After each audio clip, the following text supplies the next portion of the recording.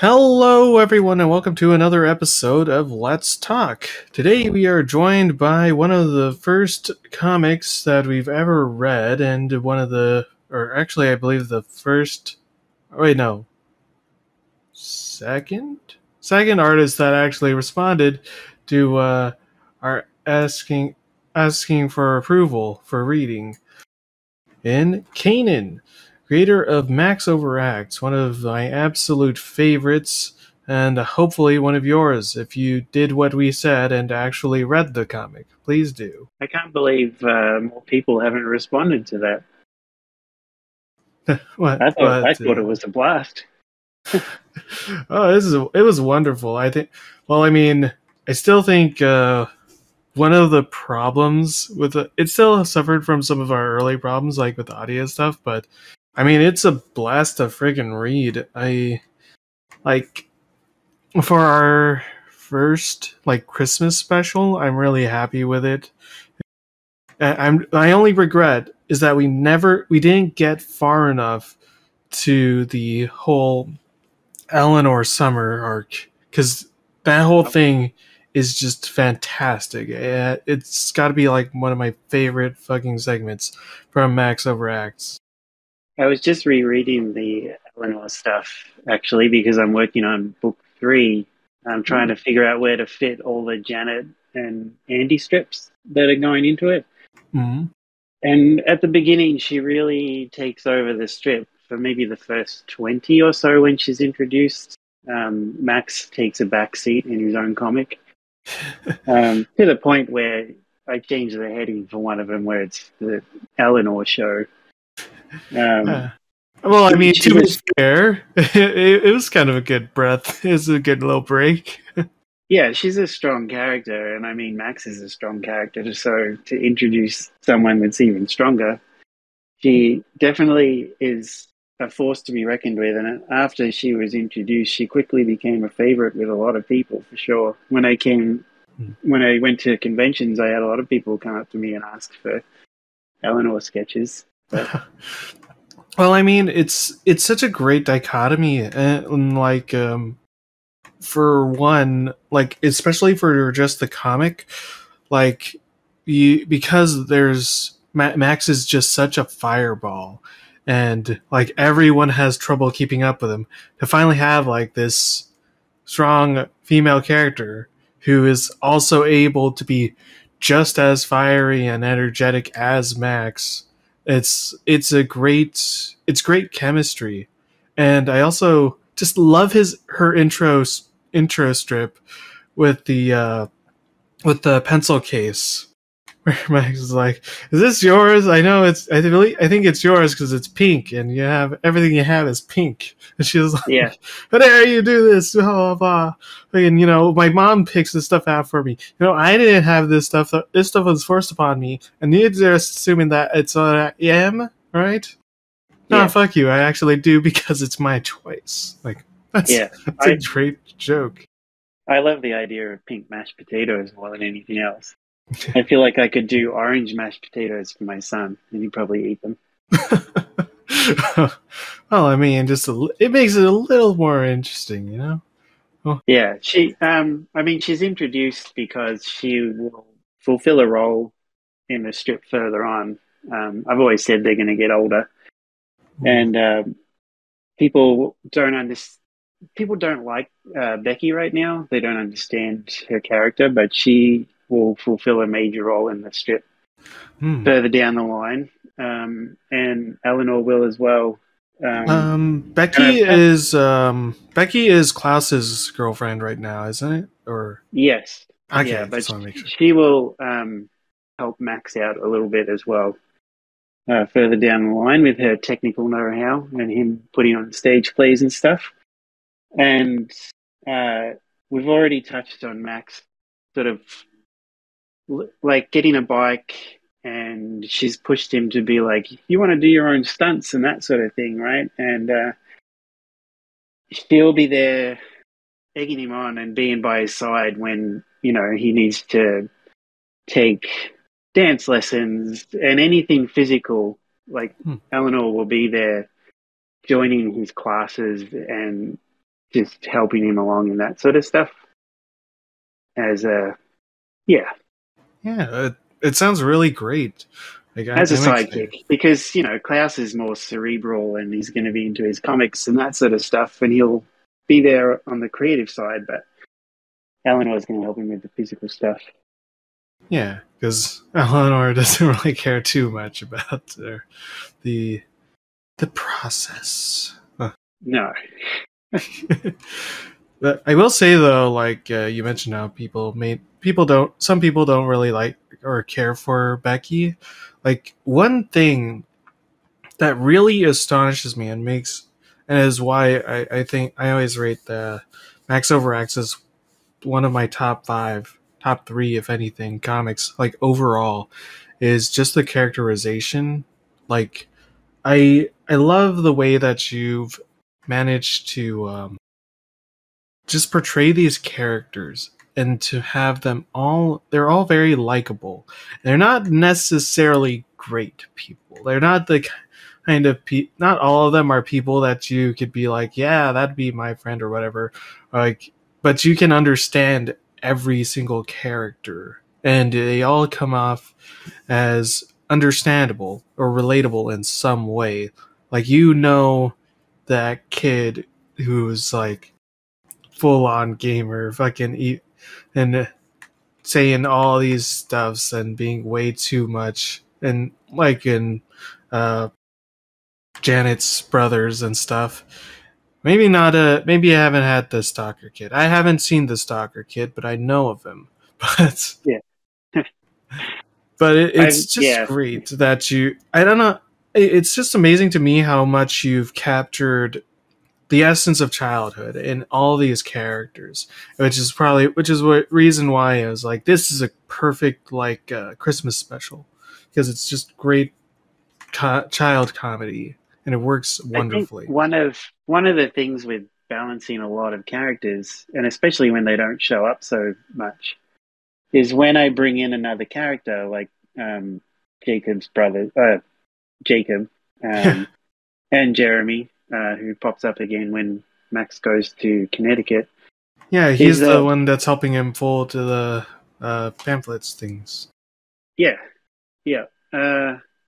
When they only come in every once in a while, I don't just bring them back in to fill a sort of role that they are, like they're not an archetype.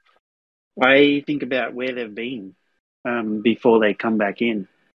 It's like, okay, we haven't seen Jeremy for quite some time, so what's he been up to? And he comes in a way that he is now this character. Like, we've seen him before, but he's done some stuff and he's different. And, he, when he comes back, you recognize him, but he's in a different space.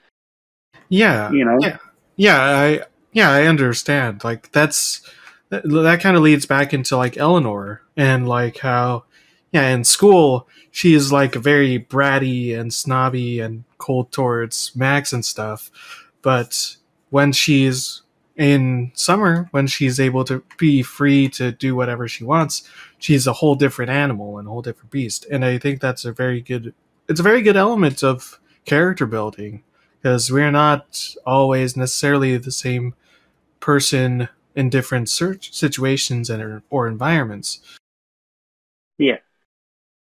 The next time we see Jacob is going to be when Max ends up in New York.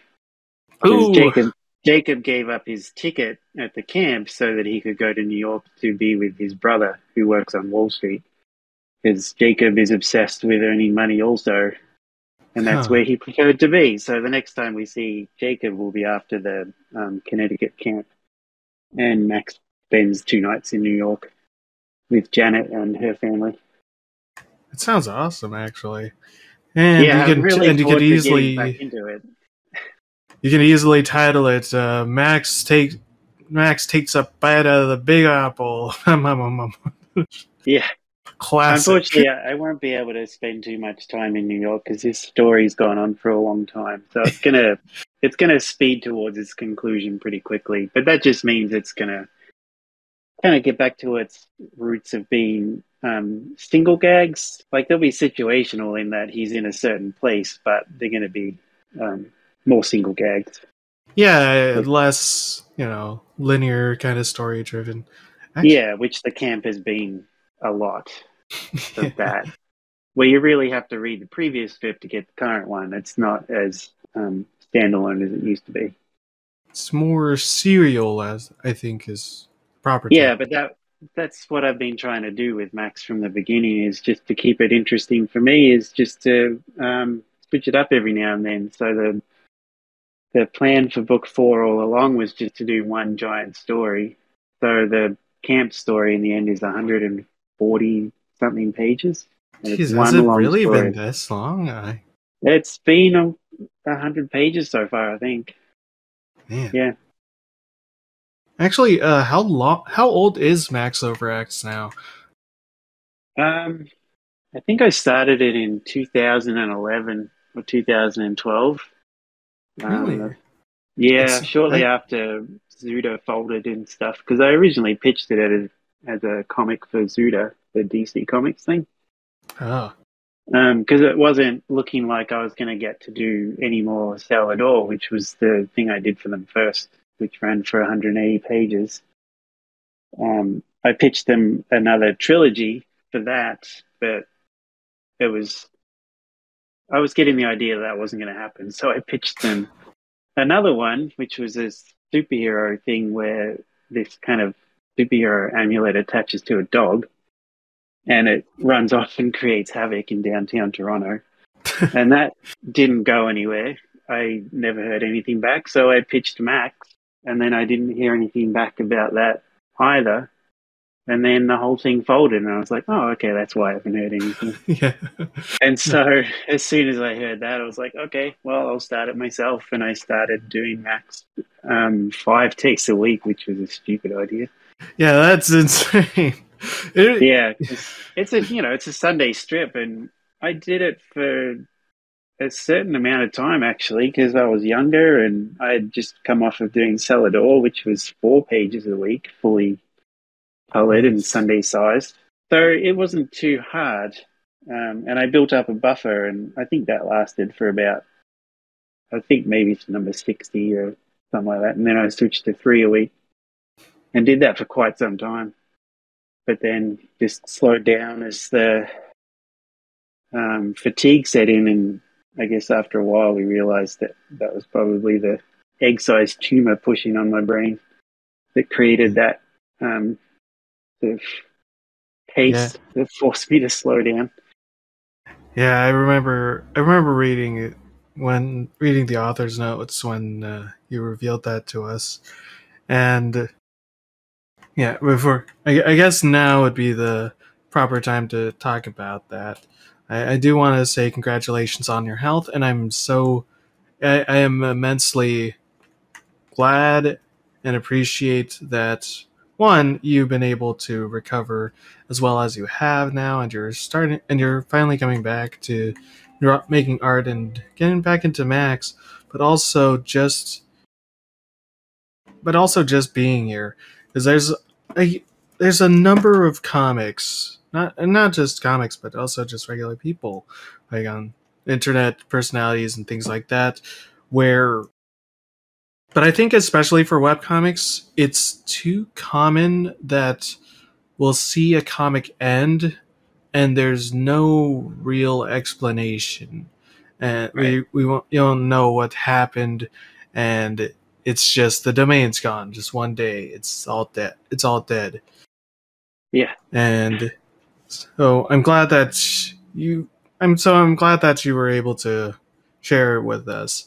And No, I'm it's more than happy that honestly, you're it's kind of back. stupid because I upgraded my hosting plan when my Muppet Thor 24-hour comic went viral and crashed my servers and stuff. Yeah. And so I was forced to upgrade my plan, and ever since then I've kept the sort of higher plan. And even all this time after not posting Max for such a long time, I'm keeping my hosting up and paying for all this server space and whatever they call it, just to keep it alive, in the hopes that people are still finding it and reading it, and that I'll get back to it one day, even though it's not making me any money or whatever. But I don't want it to go away. I don't want someone to swoop in and steal my domain. Oh no, yeah. And then we get littered with we get that terrible stock gray space with links to random stuff that are vaguely related. Yeah. Would you like to buy this domain? I do. You can click on that thing that tells you how much it's worth. Apparently, I've built up my worth to be $1,000 if someone wants to buy my domain. I mean, that is actually one of the reasons why I wanted to do this series. Actually, is because I wanted that's kind of like the end game. Sadly, I kind of failed with Dumb because it died faster than I thought it was going to. But we do save all the pictures, all the comics that we read, and it's also kind of part of why one of the rules for the Let's Read is that I don't want to read. We can't read comics if they're hosted on Webtoons or Tapastic, because they do this thing and I fucking hate it. I have a severe disdain for it. I understand that it's a free service, and I do appreciate that. I like that they're promoting these comics and it gives people an easy way in. But I don't like why can't I save it? Why can't I save the fucking pictures?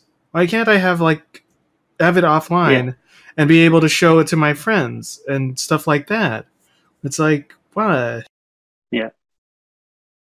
It's so ridiculous. And especially because I know that, it's going great now, but with webcomics, these are long-term. This is a long-term medium. Like, there's comics that have spanned decades of years, fucking, and one day those servers there may not be there tomorrow, and then everything's gonna be gone, and that worries me. What happened with Comixology and stuff? I know there were a lot of people that had their stuff up there, and they're just indie creators, and they're like, well, that's an avenue that's gone, Jimmy. Yeah, well, there goes all that history. We used to say, what's on the internet stays there. Well, it's only if people are looking, and it's sad to say, but especially for webcomics, there's not a lot of people looking. Yeah, I've never been interested in joining stuff like that because I feel like you just get lost amongst so many other things. I don't think Max would really stand out on any of those group websites. Especially if you're not yaoi. Okay. Yeah. I don't know. The strength of Max is the writing. I don't think it really grabs anybody with the artwork. I think the writing really draws people in more than anything else. You have to read a few strips to get into it, and then once you're in, but I don't feel like the artwork is what really captures people about Max. Oh, I wouldn't be so hard on the art. I think the artwork is really good. Like, at least for webcomic standards, it's great. The amount of the shading, some of the mouth shapes can be weird. There's little minor nitpicks, but overall it works for the style. That's one art thing that I have always considered, because when people talk about style and stuff, what's your art style, I've seen so many webcomics where if you were just looking at the art alone, it looks terrible. This is trash. It's garbage. My go-to is Leftover Soup, which it's not very good. It looks like it uses very overtly clean lines and perfectly round shapes and flat colors, where I'm like, okay, I could argue that this is done by an MS Paint. I mean, it's good. It's very good MS Paint, but it's still very stock simple. But that comic I do love because style isn't just first thing that someone sees. It is how that works with the writing and everything all together, and that's Yeah. the overall feel of it. And in that regard, Max Overacts like has the perfect style for what it's trying to set out to accomplish. As a Sunday Funnies kind of throwback comic, like it works perfectly. Yeah, I try to keep that rigid frame set up the same as well, just to keep that look, the Sunday look, um, going as well. I guess most people probably look at it and go, well, that's boring. It's the same 8, 9, or 10 panels every time, but that's the point. Yeah. That's what it's meant to look like. To be fair, though, I think I think one reason why it may be lost on some people is that, especially nowadays, like not a lot of people paid much attention to the Sunday Funnies. Like, Yeah. that's unless people know the greatness of Calvin and Hobbes. Yeah. Honestly, you could, cut all the panels out of Max and put it into an app where you just get panel by panel and it would work, on a phone or whatever. And that's kind of what I wanted. The way they used to cut up peanut strips and put them in portrait size books instead of landscape. Oh You yeah, could just do that with the strips, and it worked fine. And that's how Max fits that way. There's a few that come up where it's like there's a few widescreen panels where it wouldn't work, but I certainly don't do it very often. yeah. For the most part, you could just have like two. You could probably just have it portrait, and it's just 2 pages stacked on top, and it worked fine. Yeah. Yeah, I could do that even, although they'd be pretty small. Depending on the page, just make it a bigger book. Yeah. It's fine. So one thing that I was curious, because you mentioned how you were pitching Max to Supo? Zudo, yes. Zuda. Yeah. Ah, I see. So that's one thing that I actually am unaware of. What was life before Max? So Zuda was DC Comics' foray into the digital era. Like when was it PvP and Sheldon and a few others were like the big webcomics at the time, Penny Arcade, various other things. And, there was maybe 6 to 8 people who were actually making a living doing webcomics, and that was it. Everybody else was like, I can do this too, but nobody was quite. It wasn't really a profitable thing. We didn't have Patreon back then. Yeah, like I think PvP had an Image comic at that point, and DC were like, well, hey, let's do this too. So they launched Zuda, and it was a competition where they had 10 comics every month, and whoever got the most votes at the end of the month would go on to be a monthly or a weekly comic and do 60 pages, and you would get $250 a page. Oh. So, I mean, most other people would break it down between, writer, penciler, inker, and colorist, or some combination of those. But I was like, hey, if I do this on my own, this is a heck of a good deal. Yeah. So I put mine in, Felidor, which was about a vampire hunter who gets killed on the 3rd page and wakes up in the body of a 9-year-old girl. She reminds me of another character, but yeah, a lot of people just said, "Oh, this is just Buffy," and I was like, "I've never watched Buffy." So. Oh no, I saw a poster of it on when I was image searching for like Max Max pages, Yeah. and I saw a bit. I'm like, oh, that kind of looks like Eleanor. Yeah, I mean, my style is my style. Things tend to look the same. Yeah. Um, but yeah, that was the story. And the first 60 pages is them trying to get Celador's body back from the vampire that killed her.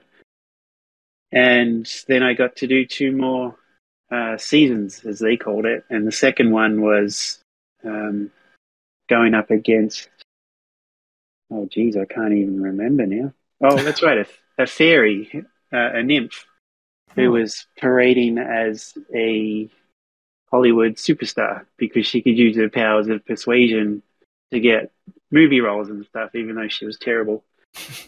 And the third one was going up against, oh, that's right, Sam, one of the kids who could eternally heal himself because he'd been stealing these healing berries for years on end off of Celador's property. He ends up becoming a genie and kind of gets in trouble, and they're trying to get him back, and he ends up creating world peace and time traveling and all kinds of stuff. Fun. And I was just able to throw in everything that I wanted to. And I had an editor, but he was great about just kind of letting me do what I wanted. And it was 180 pages of me just letting loose with every creative idea I had. So, like, I had meat-eating unicorns, and, like, Sam ends up having Excalibur, and it just, yeah, anything and everything, honestly. It was so much fun, and I got $1,000 a week to do it. Hell yeah. I mean, and also, like, to be fair, like, that kind of creativity, that's part of what makes webcomics so interesting and great as a medium. And I think it's wonderful that at least they tried, and they did. At least DC did support it and had tried to dip its toe into it and support the artists in that way. They did, yeah, but they were short-sighted in how popular it would be because they had money set up for four comics per year that they would choose themselves and wouldn't have to go through the competition process. They would just launch their own. And I think they only ended up doing that twice, maybe, because they ended up having to use the extra money to pay for extra seasons of the winners because people really liked, the 60 pages that they created. And it's like, we didn't plan for this. We forgot how long these suckers can go. Yeah, that people might want another 60 screens of the ones that won. So they ended up doing sequels of others. Then they made a book of High Moon of 180 pages, and Night Owl's got 180 pages, and I got 180 pages. So they ended up paying out a lot more money to the winners. Supertron, I think, was the other one that went full 3 seasons, and they just buckled under the pressure, I guess, and they only had one editor, I think, or two, for what was eventually almost 30 ongoing strips, and it was just madness. Yeah, I can imagine. Yeah. One thing that I've always thought of when I think about like Western comics and the kind of it feels the way that it feels like it's kind of stagnated right now, and it feels like it hasn't really truly caught into the internet era. Like, one thing that I have always felt like they needed, and what they've been doing wrong, is that it's just not as readily available, or at least not as easily accessible that as it should be, like for internet. And I think maybe part of that is, they still want to retain the value of physical copies, which is, always worthwhile and good. But like, that's one of the things that makes the medium of webcomics so great, is that it's all right there. You can just look it up, and it's It's going to be there. You can easily go back and read everything from the start, no matter what, and it's free. It's just probably the biggest part. Yeah. Yeah, I have had people ask me to supply PDFs as well, um, Huh? so they don't have to go back online and look Yeah. at it. And I mean, I don't have ads on the website or anything, so it's not like I'd be losing revenue if people just downloaded a PDF and read it that way. It certainly would be easier for some people, I'm sure, because it's not easy to find a certain page if you're navigating the website. Oh yeah. No, the especially me. I think I've lost it again, but there's always one page of Max I that is my by far favorite that I always try to find and come back to. I've downloaded it like three times and then I just lose it every time. Yeah, But it it's the it's like in the middle or near the like in the middle or second or I think the second act of the whole Eleanor summer, and it's the bit where Max is calling Janet, and he's telling her all about it, and she's like, oh my god, this is really happening, and he's like, oh my god, are you jealous? She says, yes, of course I'm jealous. You guys are doing all this stuff, and everyone here, I'm just stuck here working. Everyone here treats me like a kid, but no one ever lets me be a kid, and yeah, it's one of my favorite moments because one, it just says so much about Janet and her situation, her mentality, and also it explains so much in this one page, like the dynamic and romantic chemistry between Janet and Max, and it's just superb.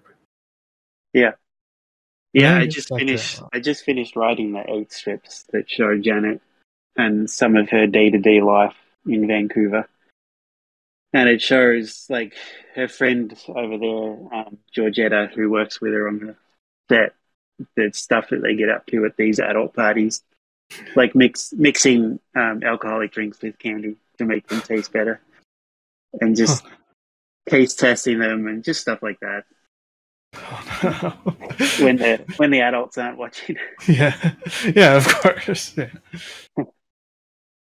It's it's wonderful. Like, but one thing I am curious. So, because you've mentioned like, yeah, the it's not like the site has a lot of has ads or anything. So, especially coming off of getting 250 per page, like, how was it finally standing on your own and being able and having to work on the webcomics full time? Like, how were you able to do that? Because I know that that's always one thing that a lot of uh, a lot of webcomic artists and amateur internet artists struggle with is you know kind of getting lost in the weeds, not being able to present yourself, and also just not getting to see the return really. Yeah, that was pretty hard because I did go from earning quite a bit to earning absolutely nothing. I've always had a little bit of freelance in the background that gets me some money, and that kept up a little bit when I stopped doing the DC stuff and started on Max. But then eventually it all dried up, and I was working really hard on Max and getting absolutely zero.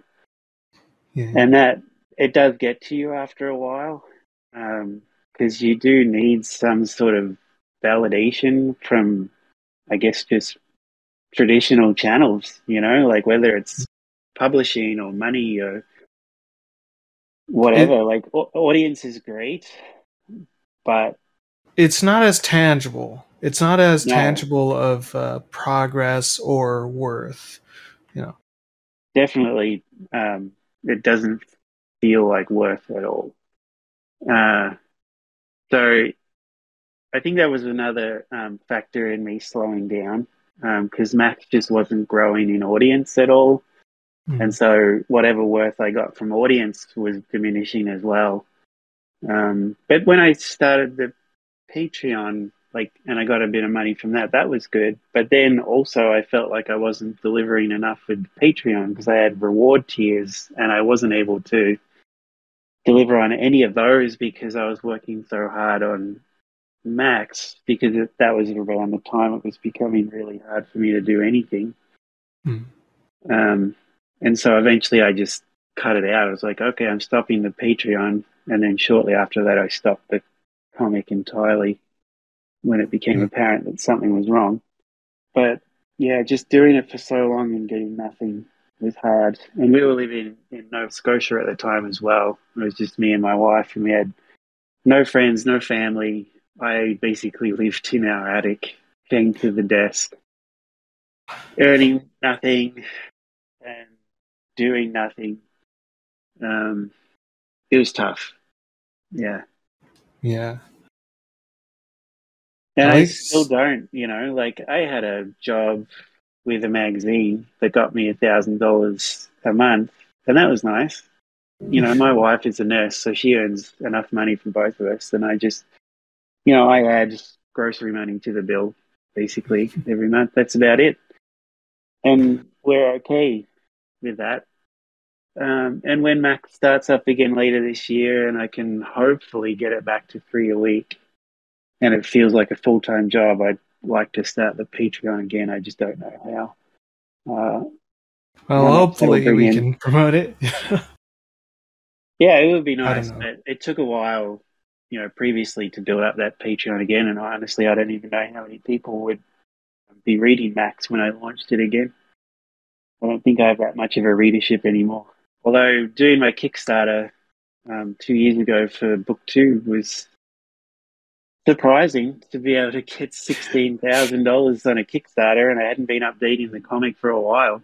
So I was kind of blown away at that. So I feel like maybe the audience is still out there. They're just waiting for it to come back. Well, I mean, I think that's one thing that I've noticed as a fan of webcomics. Like, it's a common thing for me to be like, oh, I'm not, well, at least like back when I was like very into keeping up with stuff, like I actually had all my stuff sorted in folders. All these comics update this schedule, these comics update this schedule, and every day we're just gonna start we just check in on them every so often. But I think that's one thing that's kind of great, but also inconsistent about the internet. Like,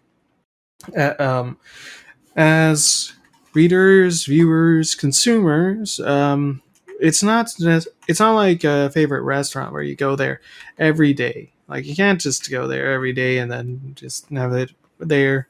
Like, sometimes, like, that's one of the great things about it, is that it feeds into that repetition, and you get the kind of that serotonin addiction, getting it coming in every 3 weeks, every week.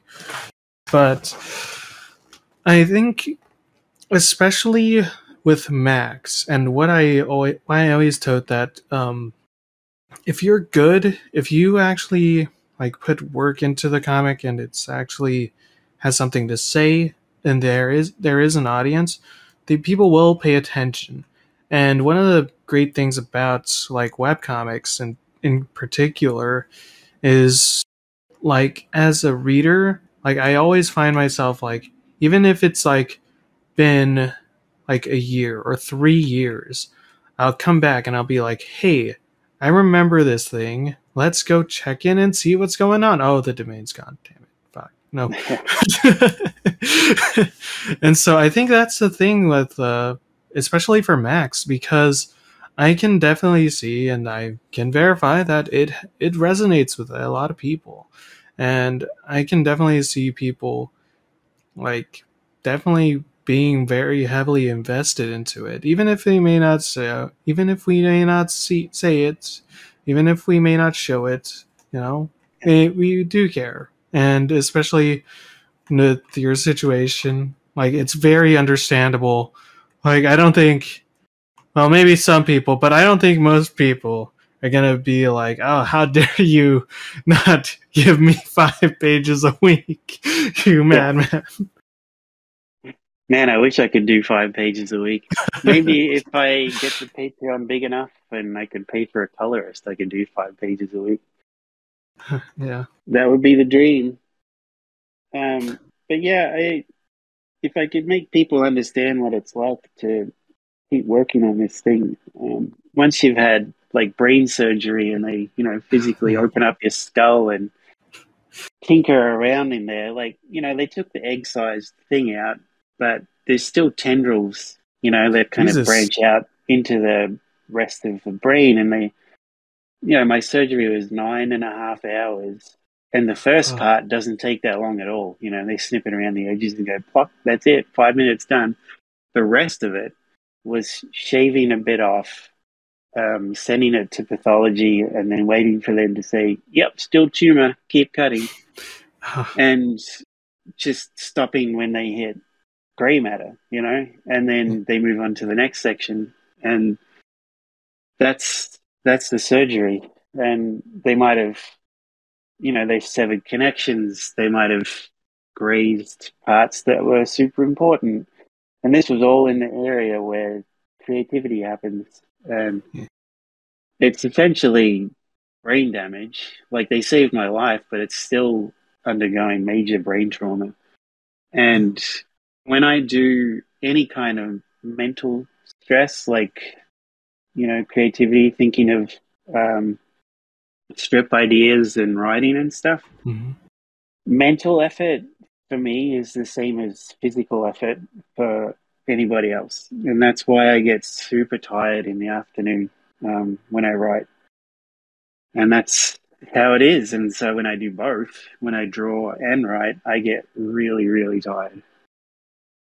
And it's going to take a long time to, I think, get over that. But I'm getting there. It's taken a long time already. But I had been resisting a lot of the things they were telling me to do. But I'm not anymore. And I'm writing, and the writing's coming a lot easier than it was. I still have a picture in my sketchbook of the first Max that I drew once I got out of surgery, and it's absolutely horrendous. When I was sending emails after surgery, like, I would have to heavily edit them to send them out to people. It would take like half an hour to send like one paragraph. I sent a message to someone and I didn't edit it at all, and they were like, what? What did you do? This is all complete nonsense. So I was starting from a weird spot. I mean, that total jumble only took a week or two to come back from that, but that's how messed up my brain was. Yeah, it's very scary. Yeah. And they just tell you, like, you have to let go of what was gone. You're not going to get that back. You have to work at making new pathways to get back to what you used to be. So it's taking time to build up all that creativity that I lost. But I've got it sort of back. I've written all these scripts for book 3, and I've got most of the rest of the camp story locked down. Yeah, getting back to 3 a week will still take a while. But I'm pretty confident that by the end of this year, I'll be back to 2 a week easily. Yeah, and that, honestly, I'd be happy with just 1 a week. I mean, I think that's like the common schedule for a lot of comics nowadays. Like 1 a week is still, cool. Yeah, I just feel like with the camp story in particular, because it is a story, like 3 a week would be ideal. Yeah. Because 1 a week, you're just kind of like, what happened in the last one? No, I completely understand that. There's like one comic in particular that I always go back to, but like that's one part of like webcomics that that's both a pro and a con. which is pacing. Like, yes, Yeah. you can make a page every week or so, or every like 3 a week or so, but real time act that's or well okay let me try and formulate my words. um that's one thing with the webcomics though, is that because we are working with real time, like that actually kind of dictates your pace and the pace at which your viewer reads it and it's such small snippets that you can kind of, in a way, you can make 100 pages seem like a short time by having like 3 a week or 2 a week. But then you can make it slow and more methodical if you want to by making it 1 a week. And it all depends on one, your workload, how much you can do, and all that jazz. Yeah. It's pretty interesting because I don't think a lot of other mediums can really do that, except maybe TV. But even TV nowadays, it's like 30 minutes, an hour, which is much different from, say, a 10 panel comic. Yeah. Yeah. I guess with TV now, though, especially the streaming stuff, you go Oh, into yeah. a show and it's like, this episode is 53 minutes. This one Oh, is yeah. only 28. Oh, yeah. And yeah, you get into it and it's like, oh, can we watch another one? And it's like, no, this one is an hour and 27 minutes. It's like, that's a movie. That's not an episode. I'm going to bed. Yeah. Uh, it's interesting how things have evolved in that way. I think it's like it feels like it's going back to the mini series kind of things that we used to have. Yeah. Yeah, a little bit. But I do think so. One thing I did want to bring up is, so have you mentioned for like advertisements and stuff like that? How do you think it has like the webcomic industry in general has evolved, especially with like the rise of Patreon and stuff like that? I think that this time in particular is one of the easier times, or at least the better times, to actually be a webcomic artist or an independent artist in general, because it's a lot more easily accessible to support the creators and things nowadays, as Yeah. especially opposed to back in the day. I think it's definitely better now. I I don't know what Patreon is like anymore, having not been on it for a long time. Don't ask me. Um, I'm not confident enough to set up ours either. yeah, I feel like there seems to be growing exodus from Patreon and Kickstarter, and I don't know. Everyone seems to be going towards this Substack thing now, um, even though people are complaining about its politics and Whatever. giving voice to, um, I guess, voices that they disagree with. Like I care.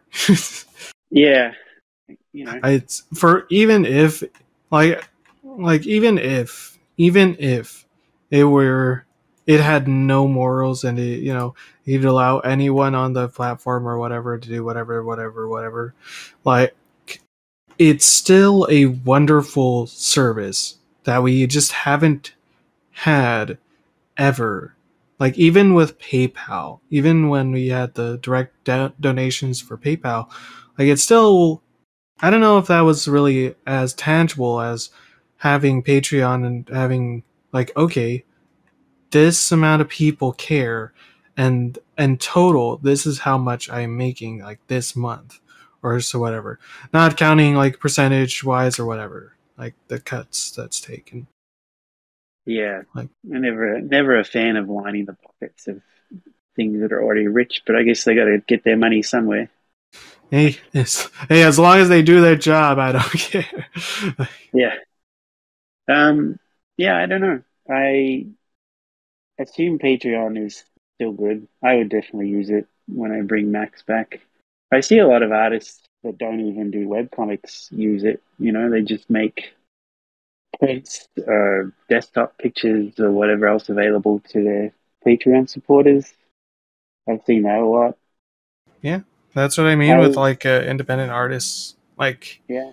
Can you imagine like a regular, like I guess I have to bring it up because it is my thing. Like furry artists, and like all they had for like income was just commissions, and so you couldn't really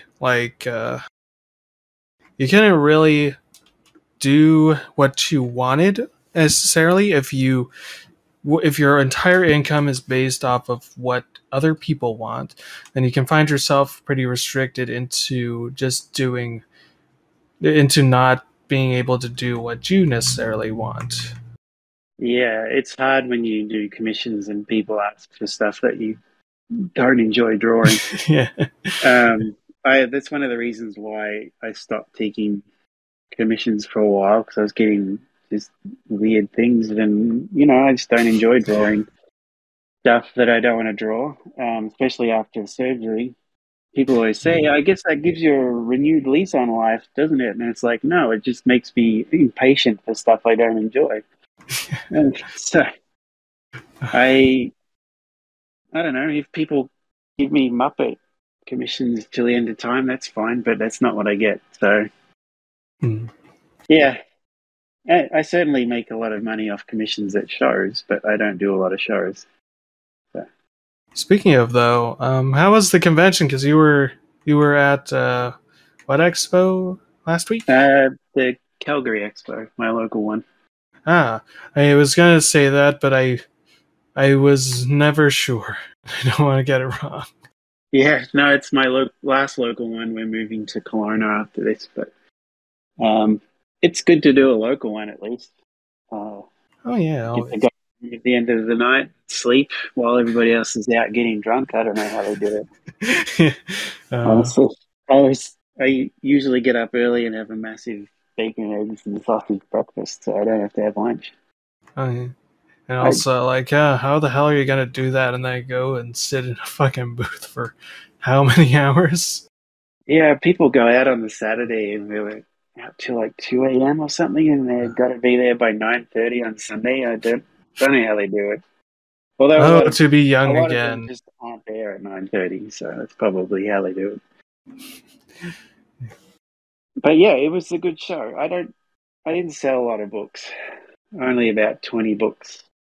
And a fair whack of them were volume 1, so I was still surprised that I got some new readers after so long. I've been doing that show for 8 years. But yeah, I mostly make my money from commissions and sketches. I usually load up my folio before and just have a lot of original sketches to do, so I don't have to do too many commissions, because I'm not that fast with the commissions anymore. Yeah. I used to be able to do them while they stood in front of me and watched. But those days are long gone. I remember I had one guy watch me do this, like, sort of Batgirl. She's leaping off and all happy and stuff, and this guy watched me draw it, and then he's like, "Oh, can you draw me?" And I'm not the greatest caricaturist in the first place, but I'm like, yeah, sure, I'll give it a go. And he stood there, and I drew him, and he was so stone-faced, and he didn't smile or whatever. He's just staring at me. So I just drew what I was seeing, and I showed him. He's like, "How come I'm not smiling?" And I'm like, "If you weren't, I'm just drawing what you gave me." And he didn't take it, and I'm like, "That's cool. I wouldn't want to sell it anyway," and off he went. So yeah. Bit of that Aussie snark coming in. A little bit. But yeah, sketching is, I don't know. Now I just say no to people who ask me to draw them. No, lesson learned. Yeah. I should walk around the floor before I get there and say, "Hey, do you draw people? Because if I get someone asking to draw them, I want to send them to you." Yeah. Support the artist. Spread the wealth. Yeah. I don't have a sign up saying that I do commissions, but I sit there and sketch, so enough people will ask me. And that gives me a steady stream, but it doesn't make me overly rushed. Because I need to be able to sell books as well, and if I've always got my head down, I can't do both. Yeah. That is one thing, though. Like, how is, like, working the booth? Like, being able to juggle all that stuff. I used to have helpers when I lived in Toronto because I had friends that I could bring along with me and use my second pass, and that was great because they could sell my books and then I could draw.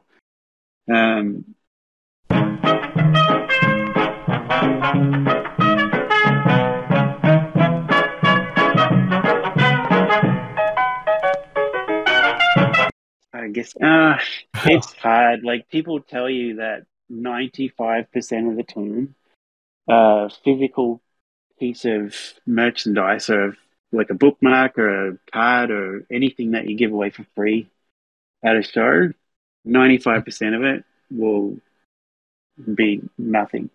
It will lead nowhere. It's very hard to transfer that into like a click. But, we still do it. We still get our bookmarks and whatever else we can. Look, when we're making nothing, promotion is everything. Yeah. Some people have gone into making little QR codes that they put on their table. And so people can just like click it with their phone right then and there, so you can actually watch them, turn it into a link. And the guys next to me this year were doing that, and that seemed to be working really well for them. So I might try that next year, or at least this year. I'll be at the Toronto show in August. Nice. So I might give that a try. One thing that I've noticed, and I don't know if it's like just random circumstance, or actually no, I've heard that there is an actual like thing, but so I've known like 3 other webcomic artists, in particular Luke McKay and Enzo, are also pretty famous. Well, Luke is more famous because of Rooster Teeth, but fairly popular like webcomic artists from Canada. And so, how is the art scene in Canada? Because I know that like it's kind of a big thing over there. Yeah, there's a lot of comic artists in Canada. Toronto is the largest concentration. Calgary here actually is the second largest concentration, apparently. But the Calgary show is the second largest show in Canada as well. I've done the Vancouver shows. Vancouver seems to be more about animation, so there's tons of fantastic artists, but I don't know about as many comic artists. Storyboards. Yeah, they do great storyboards. And when I did VanCaf 1 year, you go around and get great sketchbooks and prints and just amazing artwork. But I didn't see a ton of comics. And I haven't been back to VanCaf since TCAF took it over, but I'm hoping to get there next year. But I assume it's more comics now. More what? And more comics now that TCAF has taken it over, because they're all about the comics, not so much prints and sketchbooks. But yeah, comics is big here. I know there was a big collective of comic people in Vancouver. I can't remember. They had a name. I can't remember the name, but there's a lot of people in it, and they were kind of lifting each other up and very good about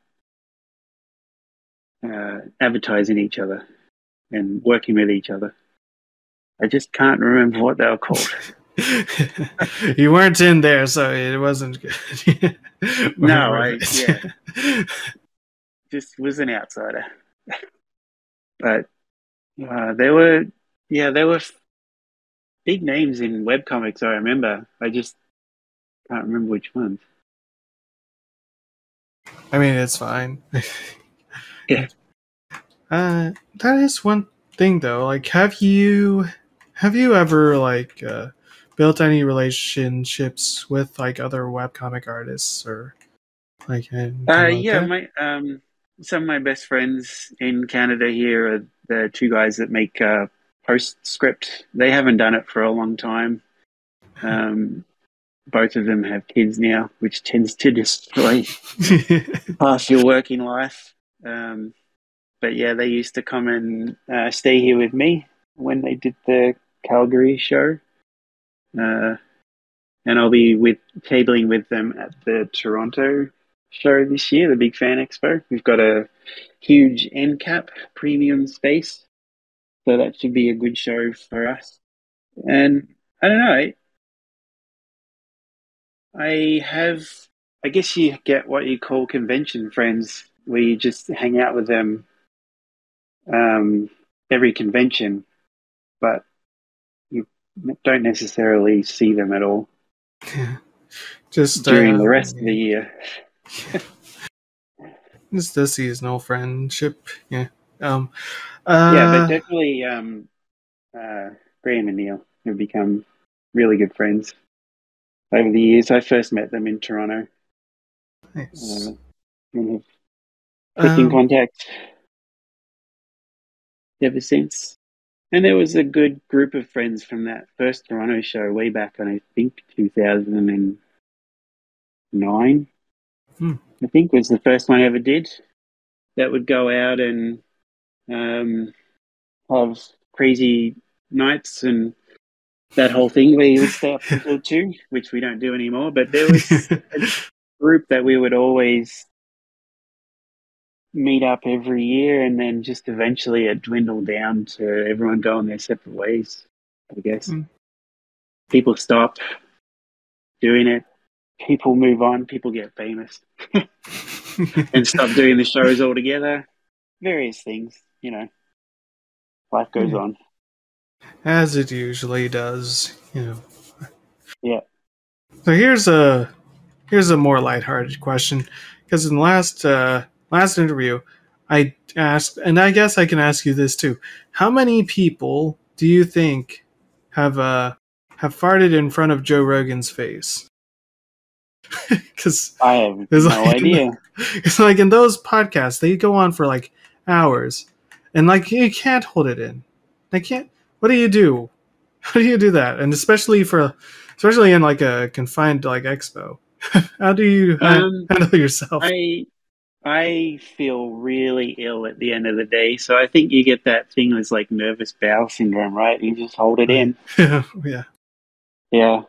But yeah, when I get home, like, I feel kind of ill in the stomach. I don't know if it's just me. It could be a lot of people. Yeah. But if you have the will, I'm sure you can overcome any bodily function. I have iron guts. Yes. I think my son said to me the other day, actually, that he was feeling less the need to go to the bathroom when he's at school. And I'm like, yeah, that's just, that's your bladder learning how to control itself. Congratulations. You're getting older, kid. Yeah. It's a very important tool. You'll need learning. it for the rest of your life. Trust me. That's right. You're learning that when you put your hand up, the teacher's not always going to grant you that power. That's when you impose your will and go anyway. No, sorry. Yeah, but I think if you can do it, you'll do it. And you might actually be completely unaware of it. And hopefully everyone else will too. Yeah. Speaking of, so you have a kid. How is that, and how is balancing that with work and stuff? It's pretty tough. If I'm down here just kind of sitting on the couch doing nothing, he'll just gladly be on his iPad. And as soon as I go upstairs to work on the computer, he'll be like, hey, what you doing? What you doing? It's hard. Sometimes I can get work done. If I, look him square in the eye and go, hey, this is important. If you want me to buy you stuff, this is work that I get paid for, so let me finish it. Please. and that tends to work. He can tell if it's serious or not, if I actually have to get work done. But he's at school now, so I get to work, all day during the day. When he was younger, it was really hard to get stuff done because I'm the primary stay-at-home parent. My wife does work a lot of night shifts. In fact, she did exclusively for a while, but that just means that she sleeps during the day. So, yeah, as a nurse, I'm sure. I was still the one that looked after him. He's the iPad junkie, which is, I'm sure, a failing on our part, but also, they're the way of the future. You got to let him be able to navigate them. He can already code in Minecraft, and he's 8. So Jeez. I feel like we're doing something right. He's not interested in drawing or anything, though. He just looks at what I do, and it just makes him hate drawing because he wants to be able to do it because I can. And I think he thinks that that's just something you should be able to do, I feel like that's what most kids probably think about their parents, with whatever they do. It's like, your dad's an airline pilot, and it's like, I want to fly planes. You can do it. Must be easy. Yeah. And you're like, you're just my dad. What do you know? Yeah. I remember going to San Diego one year, and I think it was his name, Doug Tenapple, was there with his son, who was probably 12 at the time. Just absolutely bored out of his brain, like didn't want to be there. And it's like, your dad created Earthworm Jim, right? And he's like, nah. Yeah, whatever. I am not allowed to play those games, and he says. Yeah. So, I don't think he cares. Well, obviously, it's going to seem a lot less spectacular when it's your own father. I was like, yeah. I mean, it's whatever. Yeah. I've been here I've seen this stuff my whole life. I don't know what the big deal is. He was able to come to the convention and sit behind the table, so I'm pretty sure he thought that was pretty cool. Oh, I mean, yeah, that's nice. Get to see all the cool people coming around. Yeah, I get to sit back here and eat mini donuts while you're all out there. And I got this big table to keep me away from you. Yeah. Yeah, he has anxiety disorder, so he's probably good for this. Pretty happy to have this space. I see. That is one thing, though, because we talked about like the greatness of Max. So, has having a child maybe skewed or influenced your writing for Max? If I look to my own son for inspiration, it would probably make it more negative. Because he is a modern child. So, he's kind of in that whole growing up too fast phase because he has access to the internet. And Max is not that child. I think Max will probably come across those kinds of kids as he gets older, but Max is definitely more old-fashioned kid because he doesn't have access to that. And there is that kind of cringy GPS joke. Yeah, good parenting skills. But Max will be the kind of kid that's, I guess, not interested in that sort of stuff as well. He likes old things. He's not interested in video games. He's got his imagination, and honestly, that's more than enough. Yeah, and he likes watching old stuff, and having Elias around hasn't really changed much. I usually look to my own childhood to come up with ideas. That's an interesting thing we can get into. So, if people can tell by the accent, you were from Australia, and now you're in Canada, not California. Yeah. So, No, my family thinks I don't have my accent anymore. I well, sound it's more Canadian than Australian, apparently. you don't say that. You haven't cursed enough in this video. Okay, how can you call yourself an Aussie? Yeah, that's true. That's one of the reasons why they kicked me out. And I don't like footy, and I don't like cricket, and I don't drink beer. So I was not suited for that country. What are you, a Kiwi? No. I don't like the heat either. So I What? was desperate to leave for a long time. Also, there's no comic industry over there, and I always wanted to do comics. So I've always wanted to leave the country since I was in high school, I guess. Hmm. And we grow up with endless amounts of American culture, Yeah. but I probably enjoyed more English and Canadian stuff than American stuff. So it was more likely that I would end up here than anywhere else. Plus, it's really easy to get into Canada from Australia because we're both Commonwealth countries, and to get a visa to Canada it only costs, I think, $120. And to get into the US, you probably got to pay thousands upon thousands of dollars in fees and green card stuff. And that's not even yeah, counting rent, depending on where you're going. yeah, I mean, rent here is not great either. But yeah, here it was super easy. I just got three working visas, one after the other, and eventually just became a permanent resident.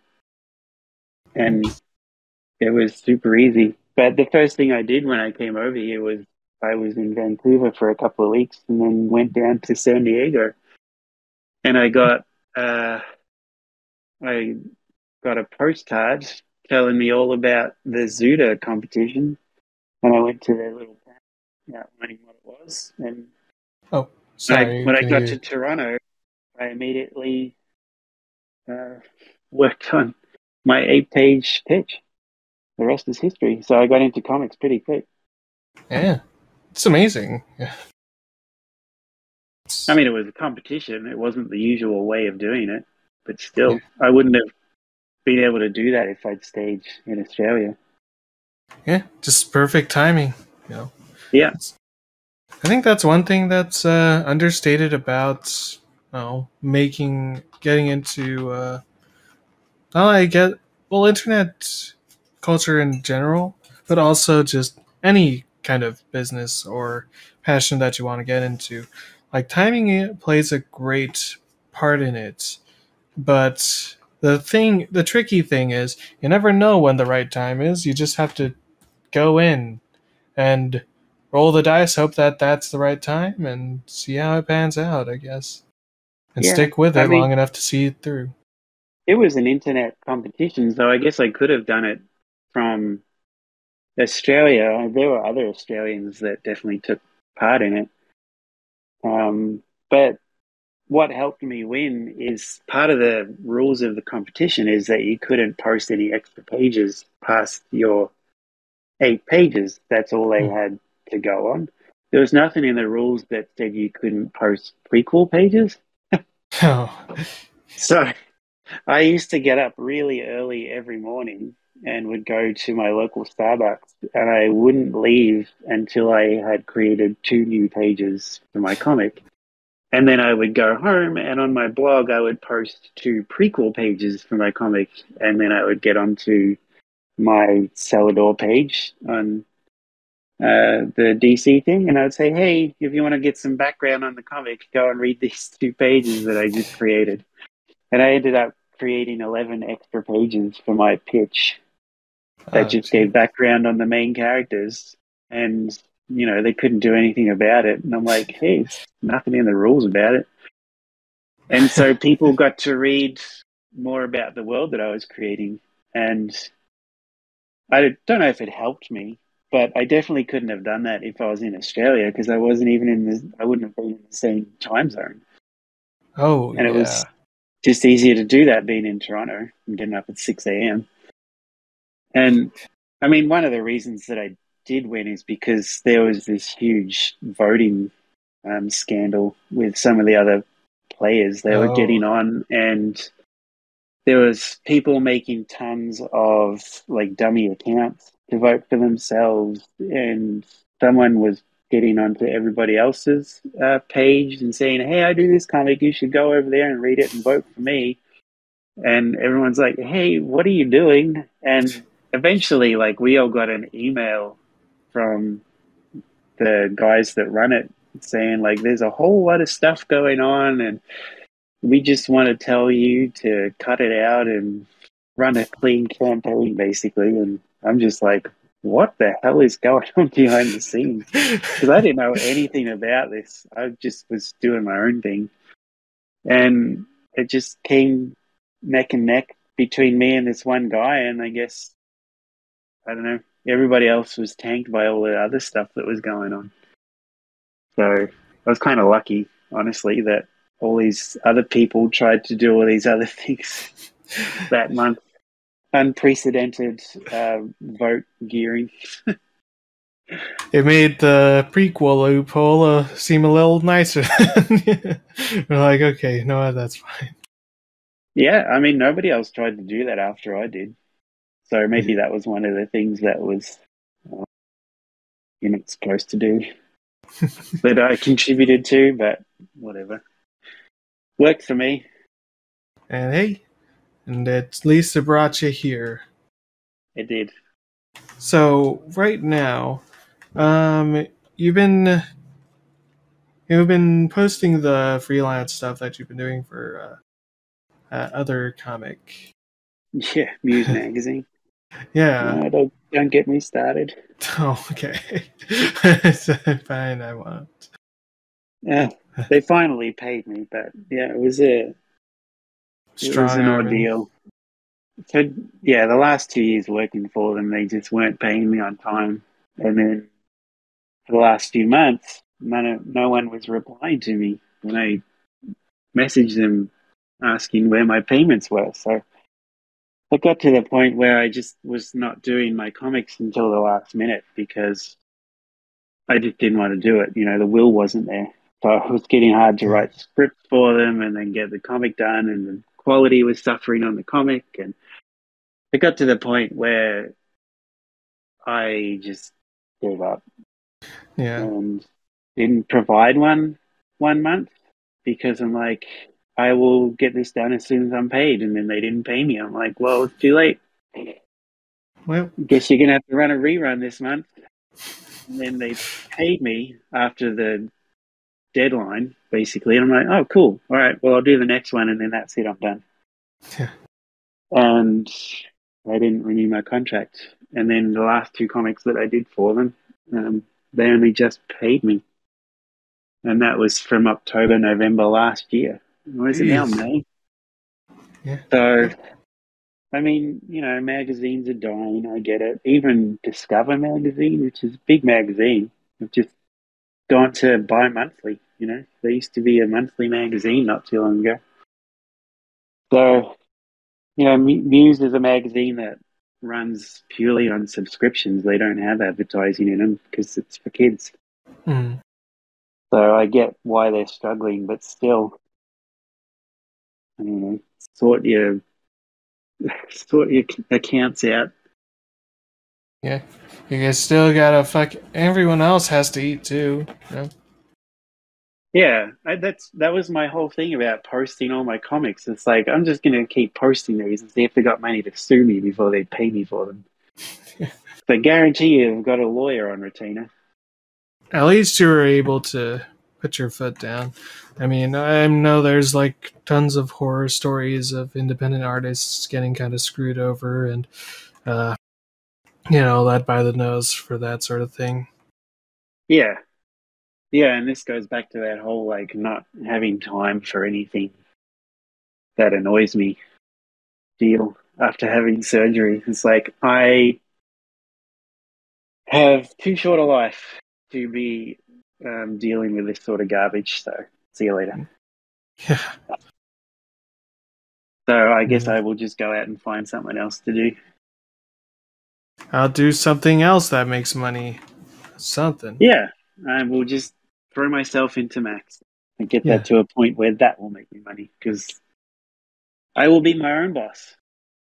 I will never not pay myself. I mean, I have the printer booked for July 8th for book 3, so I really have to buckle down and get work done. So it's good that I don't have anything else to do right now. Yeah. Especially now things have started to lighten up.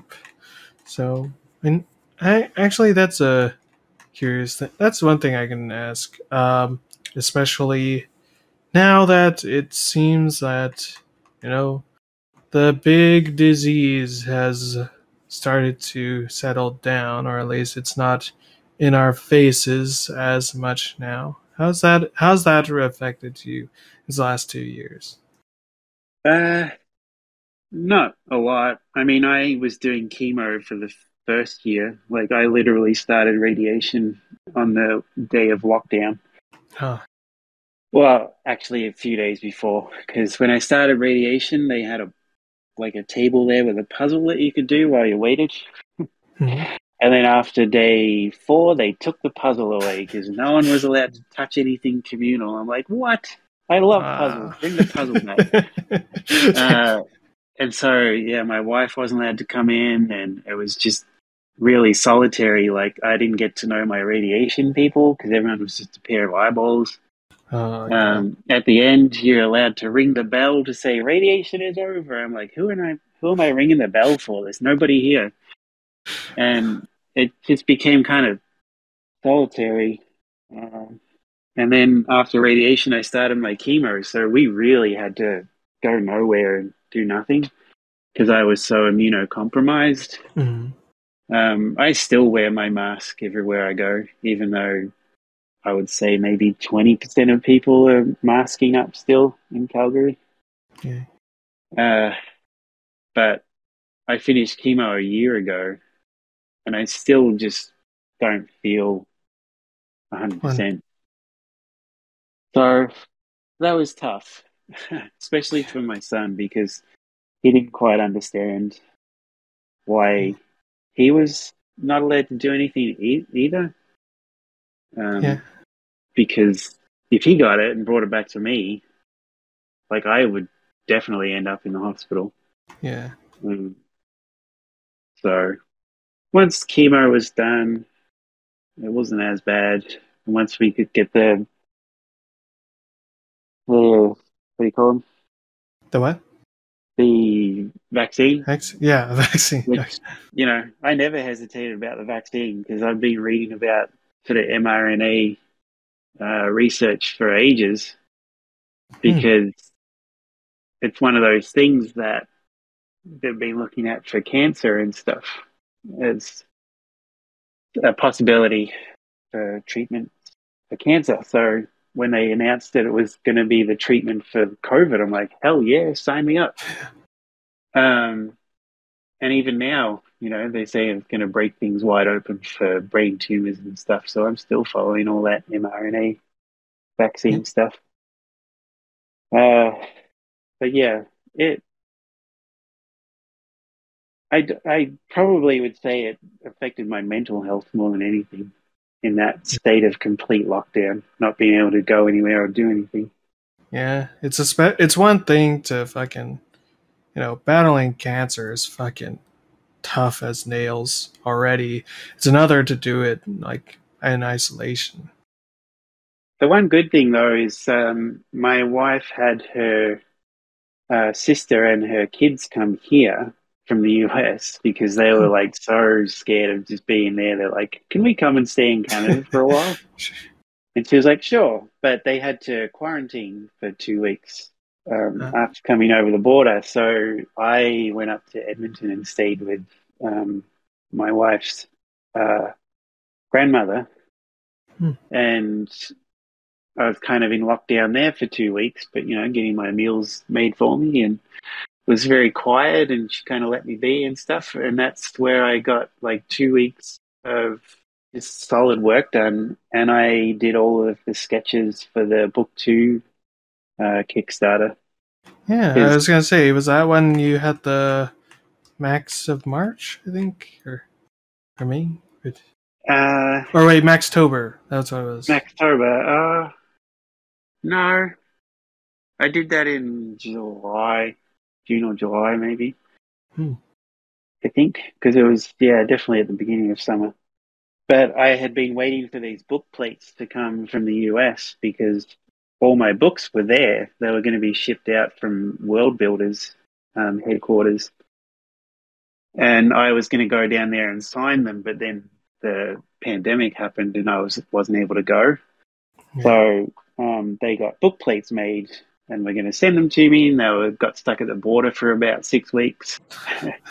And eventually they arrived, and it took me a while to get to doing them. But then when I got up to my 2 weeks of quarantine in Edmonton, I sat down and I did them all because it was like, I think 140 that I had to draw. And when I do them, I can't do the same gag twice. So I came up with like 140 different gags for these book plates.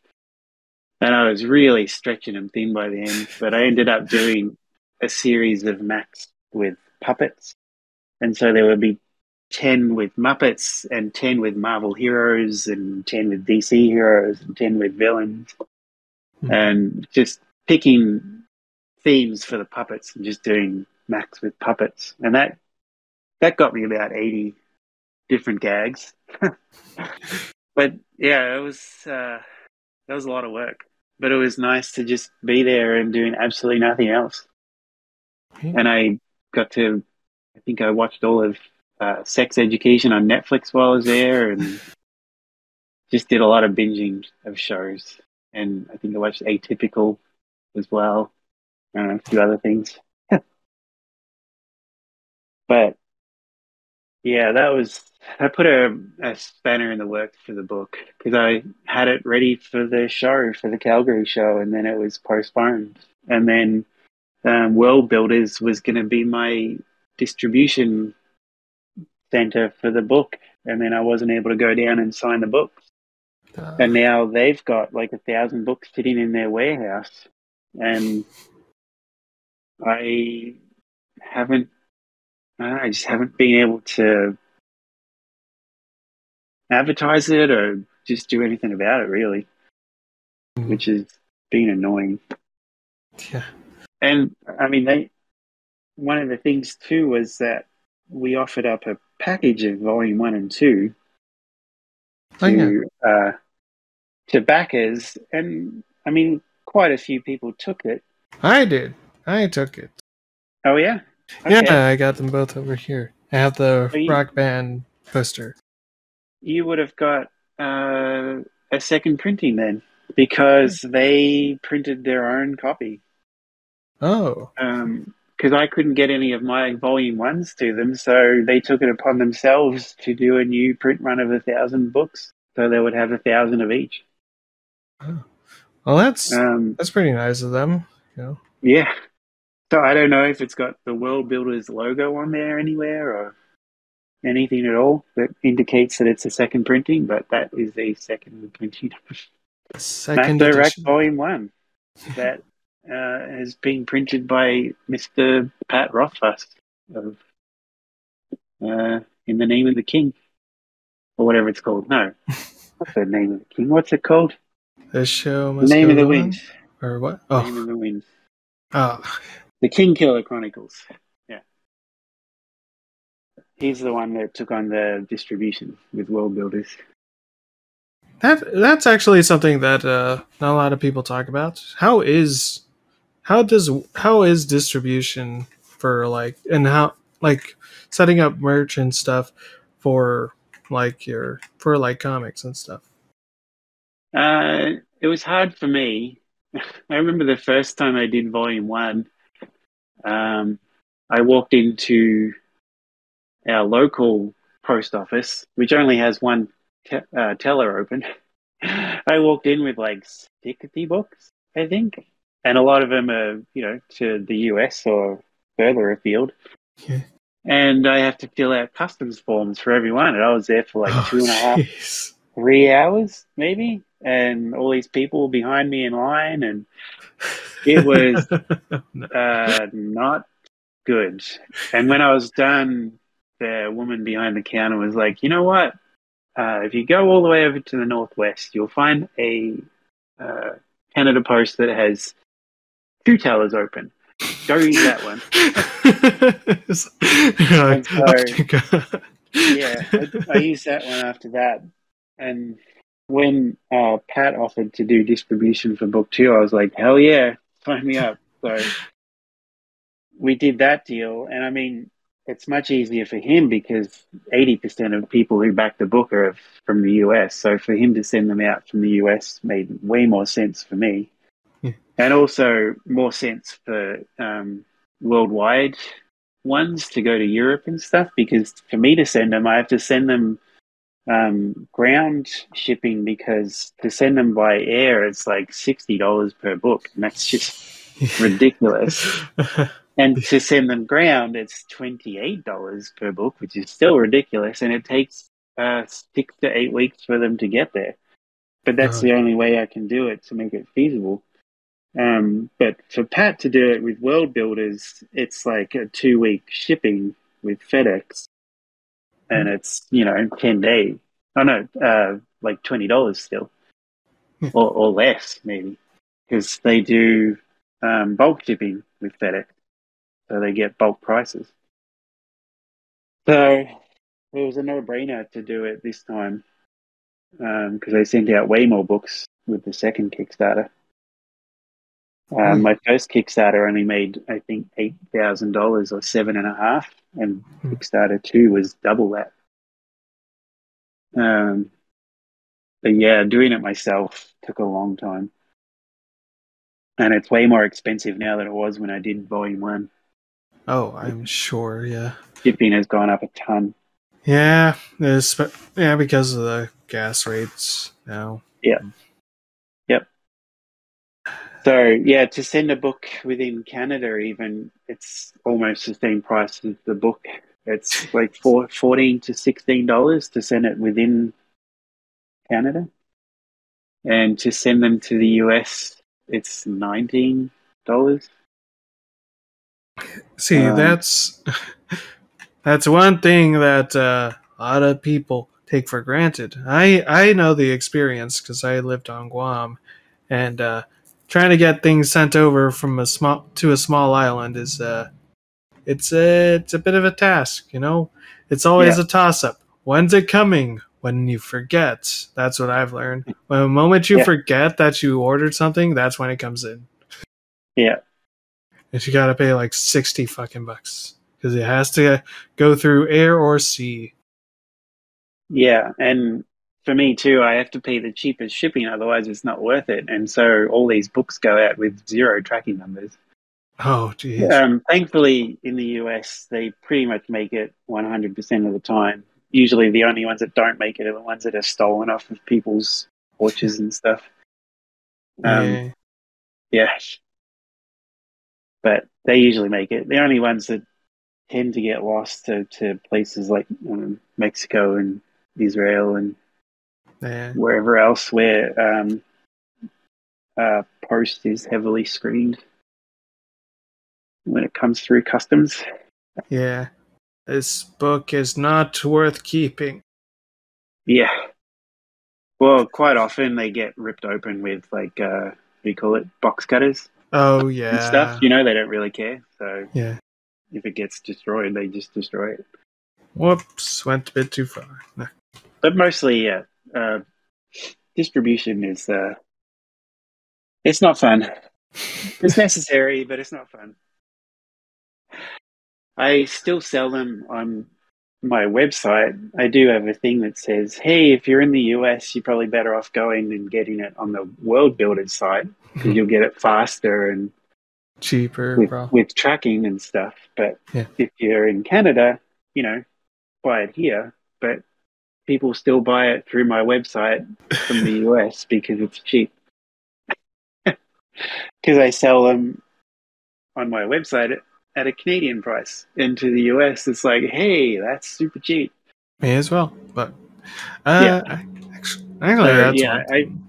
I probably will remove it from my site and just point people to the World Builders site eventually. I don't know why I haven't done it already. Probably because I don't like messing with that stuff, because I'll probably hit the wrong button and just destroy my the entire site's gone website. for a minute. Yeah. Oh no, Yeah. it's gone down. What did I do? That's one thing though. I don't know.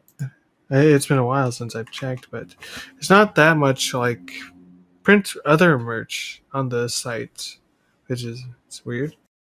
Like yeah, no shirts or mugs or anything. No, I'm not interested in merch, really.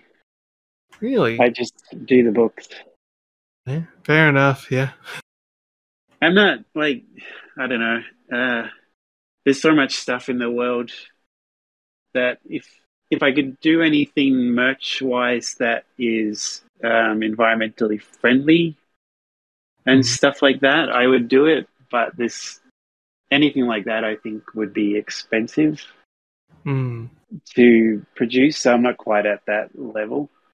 Um, so anything I do merch wise, I could only do it in an eco-conscious manner. Fair enough. Honestly, because there's so much stuff flooding the world that's unnecessary that I would not want to contribute to that unless it was something that I thought was awesome. Yeah. Which makes sense for partnering with world building. Yeah. Yeah, Or world yeah. builders. Yeah. So with the books I get eco-friendly paper and all that stuff from, what do they call it? Renewable sources. And it feels nice Forestry. though. It's like it's firm. It's not. It feels like like a regular Calvin and Hobbes kind of book. Yeah, the first book I thought was great, but when I got the second book, I'm like, this is what it's supposed to feel like. You get the good wiggle when you shake it in your hand. Yeah, the first one's quite stiff, but that second one, the way it bends and flops around, it's like, yeah, you can stick this on a table and It'll stay. It'll keep. it'll stay good. But I paid a lot more for the second book than I did for the first one. That's why the Kickstarter was twice as much. Yes, the first book was $8,500 to print 2,000 books, and the second one was 15 grand. Yeah, jeez. But timing was great, because the first one I went for a printer in China, and if I had done that for the second one, it would have got stuck in China because it was the start of the pandemic when I ordered it. Oh But since I yeah, used a printer in Winnipeg, a local printer, they did not get stuck at customs. and we were So all able to get our stuffs. I was lucky, bit of foresight. Yeah. I knew a pandemic was coming. I saw it before everyone else. Yeah. So you mentioned that Max should hopefully be coming back next month or in a few months or next year. Yeah, hopefully we'll be running a Kickstarter in June, Ah, yeah. because it needs to go to the printer by July 8th. And then I'll have it back in time for the Toronto show at the end of August. Hopefully also in time to send out all of the backers' copies before I even do the show, because I feel like it's unfair to start selling them before the backers even get their copies. Yeah. So hopefully I'll be able to do that all in good time. And then once book 3 is out and done, every single thing that's been sitting on my back or on my shoulder for the past several years will be gone. And I can just sit down and just get on with new Max forever and ever. Heck yeah. And Yeah, the so show will go on. hopefully by August we'll be back at it. Awesome. I can't Yeah. wait. Yeah. No, me either. I've got so many stories to tell. And after the big camp story is done, it'll be back doing daily gags for a while. The story was a fun experiment, Yeah. but I think people will be looking forward to doing just daily gags again for a while. Oh yeah. That's one. That is one thing that I did want to bring up, is especially with like, and I think we kind of went into it a bit, or we got to see a peek of that when we were doing the Let's Read of Max Overacts with jeez, I forget the long lost friend's name. Oren. Marin, or Oren? His birth mate? yeah, her. Yeah. Like that's one thing that I appreciate about Max Overacts, but and it's also something that you see in like webcomics a lot, and I think it's something that the medium in general is very good at, that you don't get, that you can't really get to see as often or as much in other kind of artistic mediums, which is the, you know, doing your little having a regular gag a day kind of feel, where the characters are just doing whatever they want, doing their regular business and having fun, and then, ba-bam! Here's a bit of a plot. Oh no! Yeah. It's always fun when it happens. The nice thing about the way I've structured Max too, in that, the kids are going to get older, and it's a singular story, is that when characters show up and when things happen, it matters. Oh yeah. And it changes the strip. Like, it's not just going to go back to a status quo. When things come in, that's it. There's no rewind button. There's no take backs. I admit, when we got to the bit where Max reveals his allergy, that actually caught me off guard. I completely forgot about that. Yeah. Like, yep. That will come back into doesn't play. die. That will come back into play, his allergy. Oh, I'm sure, yes. Many things are introduced that will come back way, way, way down the line. Yeah, I mean, you've already talked about having them grow up and show the future of Max, potentially. Yeah. And that's going to be... I'm excited to see how that's going to pan out. But yeah. It's going to become a different strip, honestly. Like, Max is going to be able to get away with far less as he gets older. Yeah. You can't be I'm sorry, Max. You can't stand on your soapbox and shout your platitudes. You're going to seem like a hobo, bo. Yeah, the humor is going to have to change, I think. It's going to be much more, I guess, wordplay-ish rather than the whole precocious thing. Oh, yeah. Yeah. I don't know. It's going to be a balance. I'll have to figure it out as I go along. Especially as he gets into the teen years. Yeah. Whatever it is, I am confident that it will always be good. I hope so. In either case, I know I'll be looking forward and reading it. And I think it's just gonna have to be a case of that whole sort of Harry Potter thing. The kids get older and they start to go into the whole teen hormones thing and first kisses, and it just evolves. Like the kids that read it at the start grow with the characters. Like, you can't expect that a 9-year-old reads Max at the start and then at the end, I don't know. Like, eventually, he's going to get into situations that require a teenage brain, not a 12-year-old brain. Yeah. It's a delicate balance, I suppose. Eventually, I'm going to be at the shows saying, people are going to ask, oh, what age range is it good for? Well, the first 10 books are good for like 12-year-olds, but the next ones, you're going to have to stop reading if you're 12. I don't know. I guess that's just the way it might have to go. I don't think, well, maybe not for like, I don't know what I could really compare to something like that. But maybe like even TV shows, then usually like whenever it goes into the spin-off, like older years, and it gets weird, and you're like, I don't know if I even want to. I don't know if I'd recommend watching this in general. But yeah, But it's just yeah.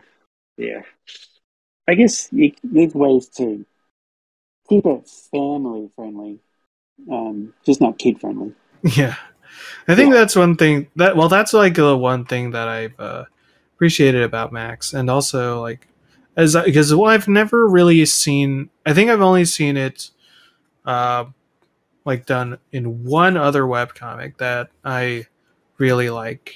It was called Snowflakes. It's by Zach Weinersmith, the guy who did SMBC Saturday Morning Breakfast Cereal, and yeah, Chris Jones.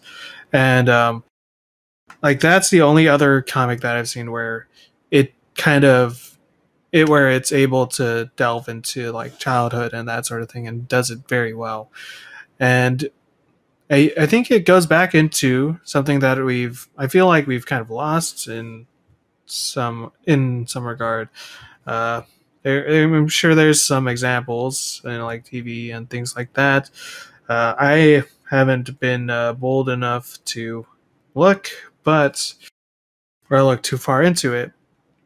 But the idea of all ages comic or entertainment, like that's always been something that's very important and I think is very interesting of a route to go. And I think Max can definitely is a perfect example of it because all ages doesn't necessarily mean kid friendly or kids entertainment.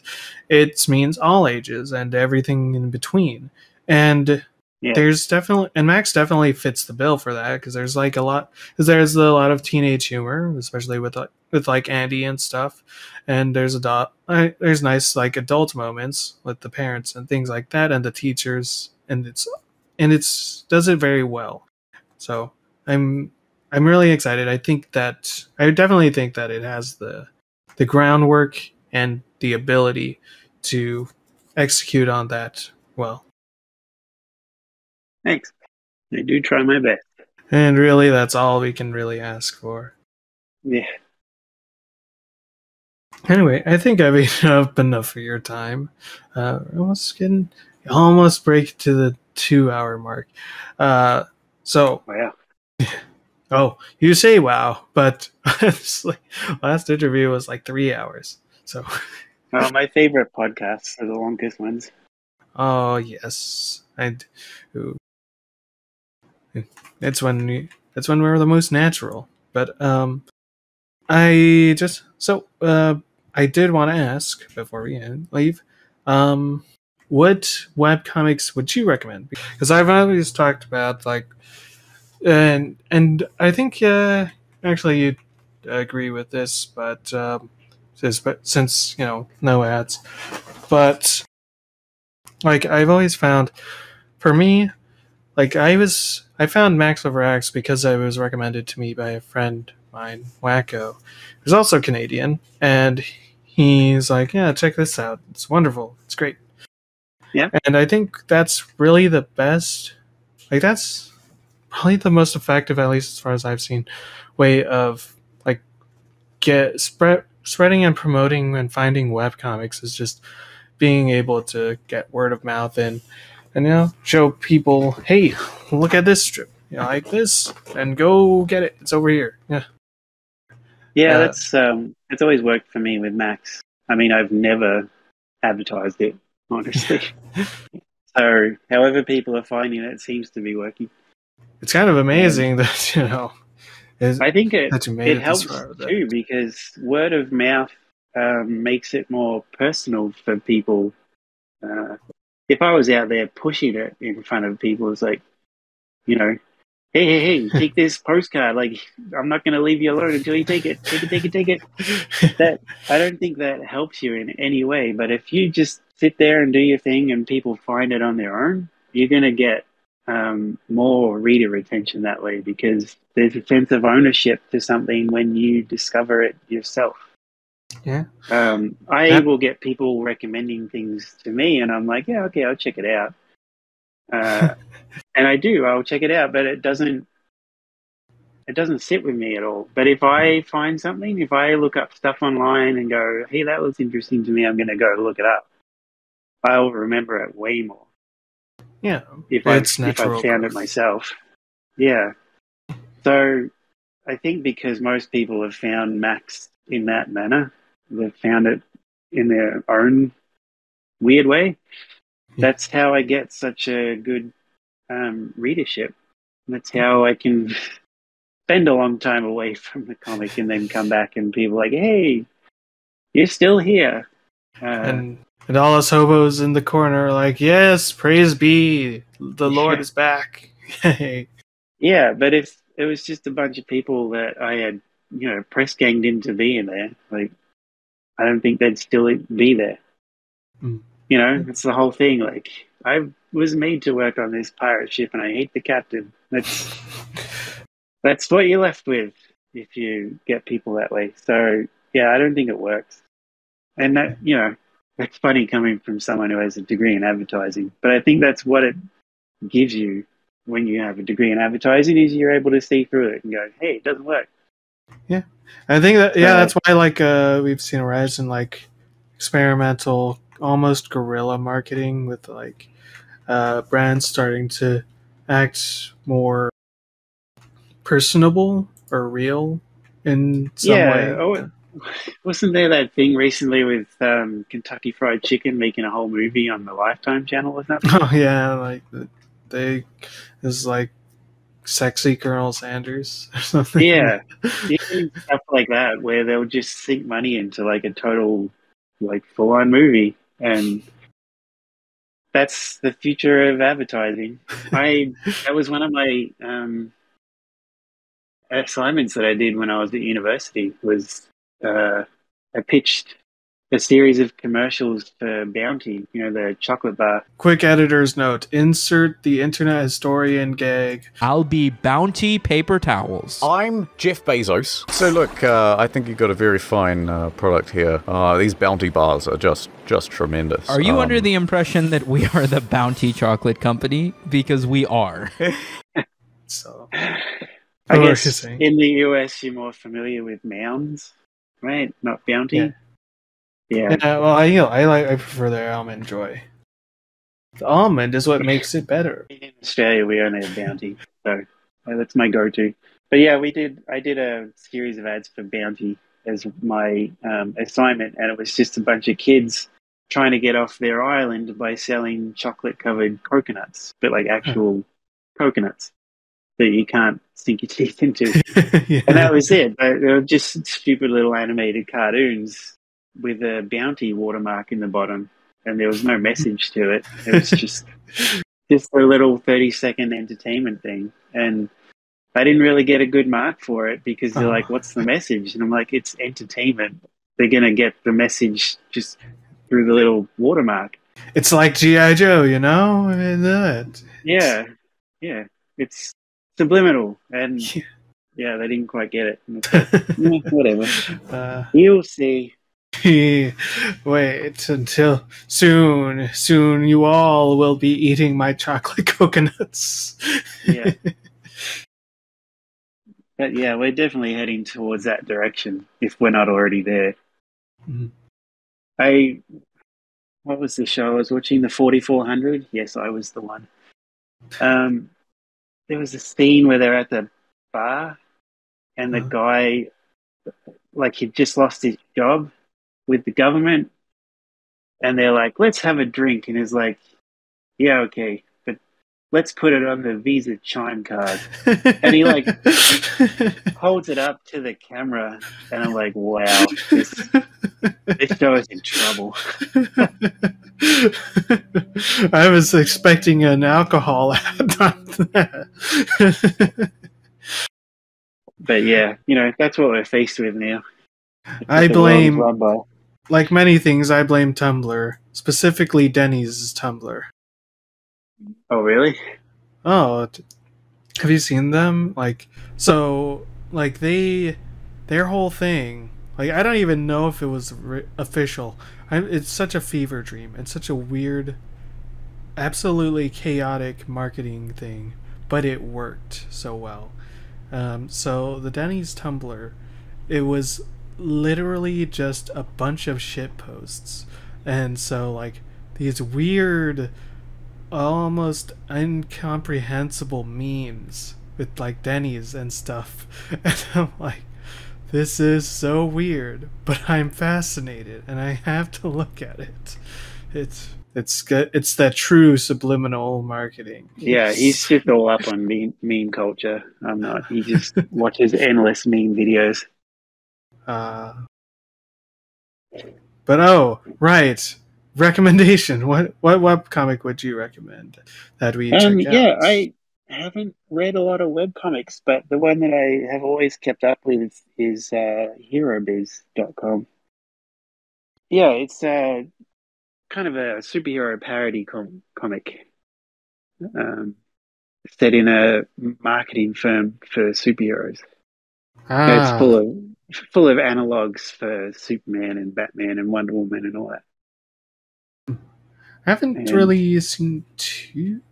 I know that like there's a number of webcomics that have done that, like League of Super Redundant Heroes yeah, is one. One that I one that the same friend recommended me this one. It's called Power Nap. That was also pretty nice. I've heard of that one. Yeah, guy like he turns into a superhero when he falls asleep or something, and it's all a big mystery. I Right. haven't kept up with it in forever, but yeah, I'll definitely I should check out read. the Hero Biz. I should read more web comics, honestly, because I don't have a lot of money to buy them. So I should be reading. Yeah. Should be reading free ones all over the place. But yeah, Hero Biz is one that I've read. It's ran for a long time. He's done 3 volumes via Kickstarter My that word. are pretty chunky. But I think he's stopped now. He's done a lot of Archie covers. His style is very Archie-ish. And Yeah, it kind of looks. Yeah, it looks like that. very inspired by what do you call it? The Western comics pulp. Batman animated series, sort of angular Ah, style, like yeah. the Bruce Timm type stuff. But I've done, I think, 6 guest strips for him over the years. The last one that I did for him was all cliffhangers. Yeah. So it was a week of 5 cliffhangers. Yeah, I haven't read anything else recently. To be fair, same. I've only ever like, I hate to admit it, but I've only like kept up with like maybe 3. Like I've only come back and re caught up with only like some of the webcomics that we've read. Like I definitely Max Overacts was Order of the Stick, Gunner Crickcord, Stand Still Stay Silent, and a few others. But yeah, I mean I think but again that kind of goes back into what we were saying about the consumer culture of webcomics. It's always interesting that you can come back and it feels nice and if like to like kind of almost forget about it. But then it's one day you're like, hey, I remember this funny joke or thing. I used to really like this. I wonder what's going on with them. And then you come back and you reread it and you see where like how the arts progress, how the story's been going, and it's a very great experience. And I think it's part of what helps with the longevity of webcomics. Yeah. It's why even, and I think that's part of also why one can, even if you take like a year off or a year or 2 off, like there's still that interest because people will gravitate towards it if you're really good at your craft, if you make characters that resonate with people, like they're people will remember that, and it's like catching up with an old friend. Yeah. And I may be overthinking that, but I don't know. But anyway, that will do it. I'm going. I will let you go now. I'll have to. What are you doing anyway today? Nothing is. My son is away, which is nice. So I'll get to do a bit of work today. Heck yeah. Yeah. I'm working on a page of my 16-page Klaus story, where he's off in the woods as Hunter Gruntman. Ooh, Um, nice. yeah, the one part of book 3 where he meets Gloriana Yeah. at the cottage. But it's all done on my stylus, which I don't usually draw with for Max. I usually do it by hand. Hmm. So it looks a little different than a normal Max, but the backgrounds are not. There's no lines.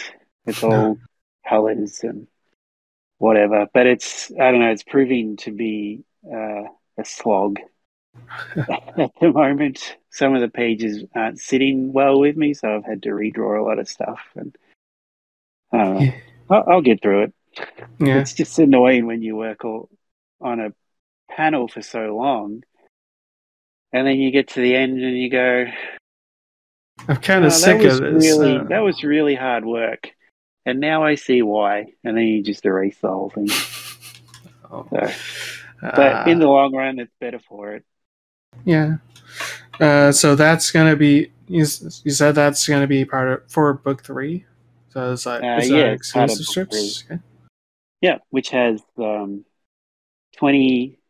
of the Max First in it, with all the kids as like little kids. Oh yeah, And, yeah. yeah, and the 16-page Klaus story, 8 Andy strips, and 8 Janet strips. So there's a lot of extra stuff in this one because there's only 105 main strips from the main story. Well, if you want to look at it, you'll have to buy it for yourself. Yeah, if you want to look at it, coming soon.